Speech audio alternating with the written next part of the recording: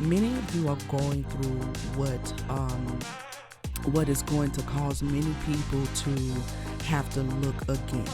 Okay, they're going to have to look again at you because they thought they knew you, they thought they had you pinned down, they thought they understood what you were capable of and what you weren't capable of, right? They thought that they had you figured out, but they're going to have to look again, all right?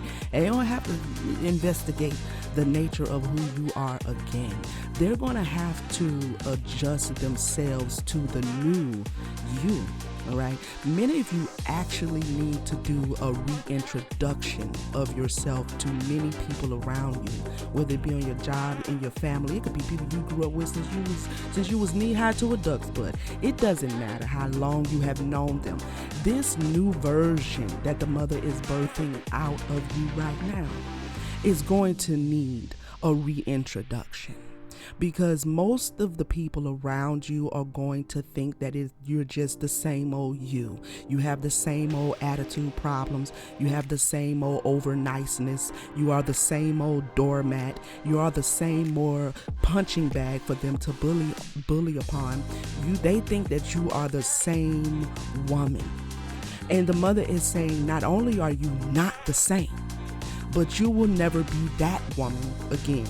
Because you are experiencing a live and in color radical rebirth. Okay, now because we are experiencing this rebirth, okay, and I'm a part of the collective, and so I take this message very personally as I do all of my messages. Okay, as we are experiencing this rebirth, there's going to be a couple things we're going to have to manage, all right, within ourselves.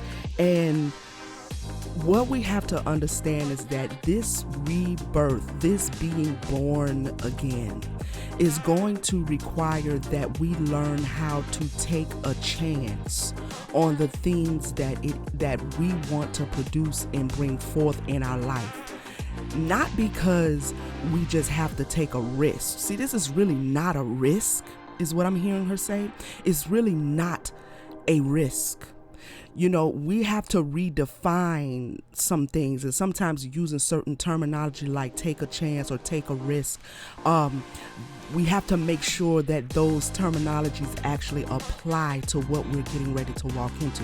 This is not a risk because there is absolutely no chance that you are going to fail. All right. I'm going to say that again. I'm going to say that one more time because that blessed my little soul. There is absolutely no chance in heaven or hell that you are going to fail at the thing that you are being born into, the person you are being rebirthed into. You cannot fail. And whatever that rebirthing is going to subsequently birth in your life, whether it be a new business or a new idea, a new relationship, a promotion on your job, a new husband, a new wife, a new child, a new whatever is coming forth from you after you have gone through the fullness of your rebirthing. There is no chance that you are going to fail. And because of that, the mother is commanding you and demanding for you to be fearless and take the chance.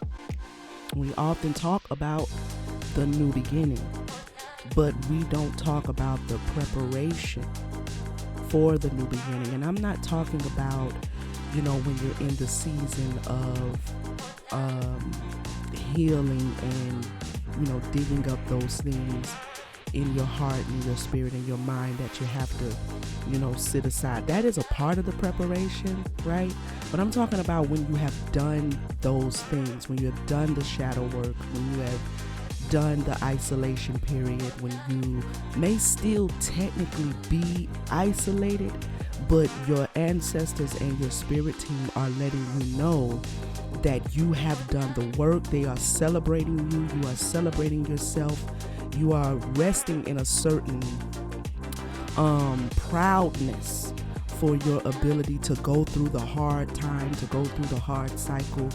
That cycle of stripping away or being stripped away is pretty much closed, and you're somewhat in the in between. And I believe that I've spoken about this before, but I want to talk about it again today, because I believe I'm not the only one. For sure, if you are a listener of the Mother's Daughters ITV, if you are a subscriber, a part of the tribe, I'm sure that you have joined the Mother's Daughters ITV. You have found yourself listening to the videos that the mother has allowed me to release, because you bear witness with some of the things that I've been saying and I've been talking about here recently, about moving over the threshold and into a new beginning.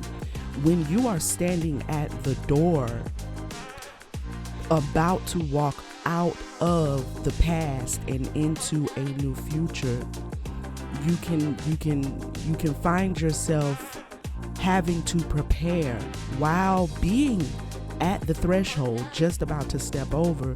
It requires a certain preparation of the mind. It requires a defragmenting, right, of the mind, to prepare the mind to process not what was, but what is now. Okay. And so when you're at that threshold, you're kind of defragmenting is the word that I keep hearing in my spirit. Like, you have to defragment the mind, because when you're in these shadow periods, dark periods, transformational, transitional periods, you pick up a lot of information. You're doing childhood inner work, past life work. You're being reminded of things that you have consciously forgotten that have been playing in the background. And so I want to use, for an example, yesterday I was producing some stuff on the computer and doing some graphic work.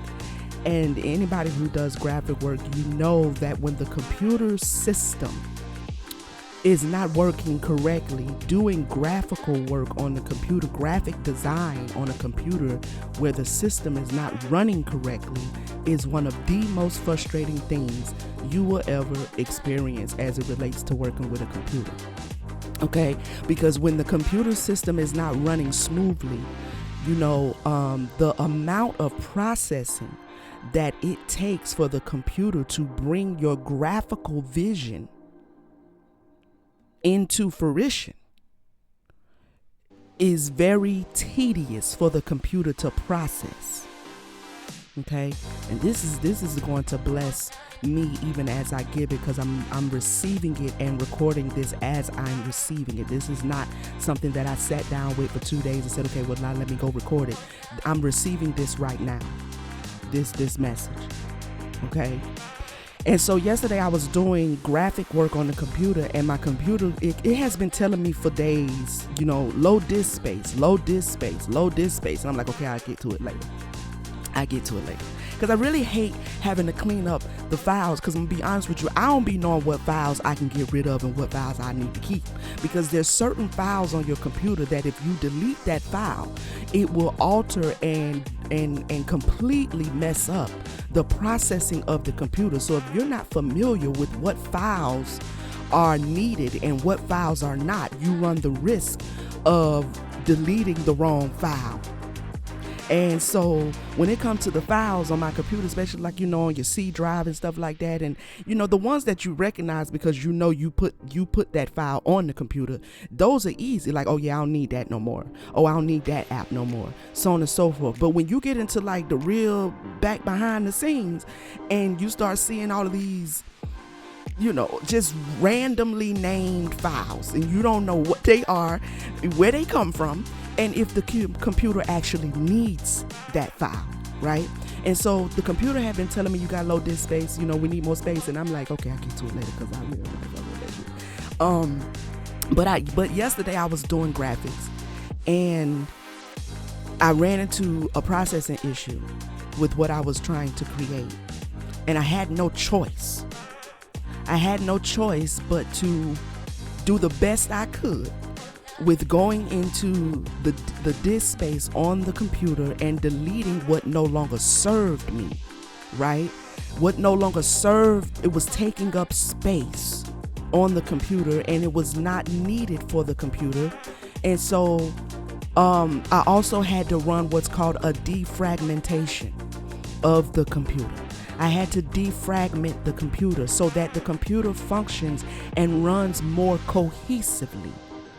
Okay?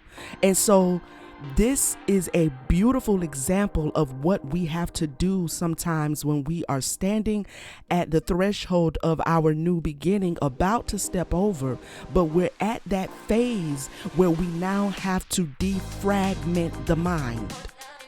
We have to take actively and pay attention to the things that are processing in the background that no longer serve where you are going and hinders your ability to receive new information according to the vision that you are trying to create, that is in front of you, that is in your future. You know, there is a clear divide in what you may have learned if you were part of other religious movements.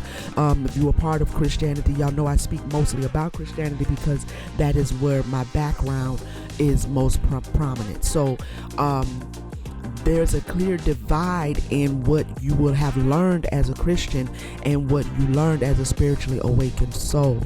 Okay?